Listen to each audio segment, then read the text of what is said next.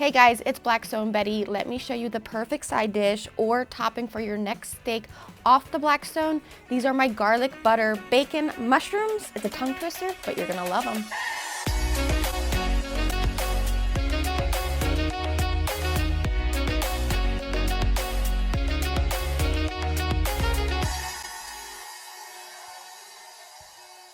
Let's start this off with some beautiful baby Bella mushrooms. We're gonna quarter these up because they are on the larger side.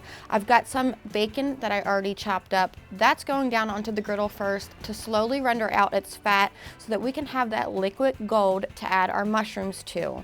When the bacon is halfway done, we're gonna add a couple dabs of butter to this, then drop down all of those beautiful mushrooms, toss them in the butter and the bacon grease, let everything come together, spread it out so that the mushrooms really get a good sear on the sides that we cut.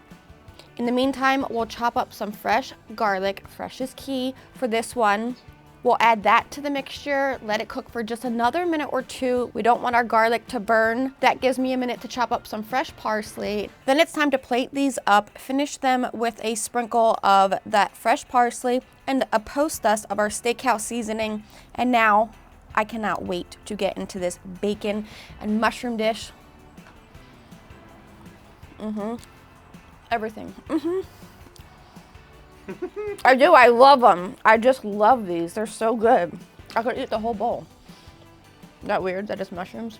I don't know about you, but if you like bacon and mushrooms as much as I do, you gotta take this one, make it, and post a picture. I would love to see you and your family enjoying this just as much as I do.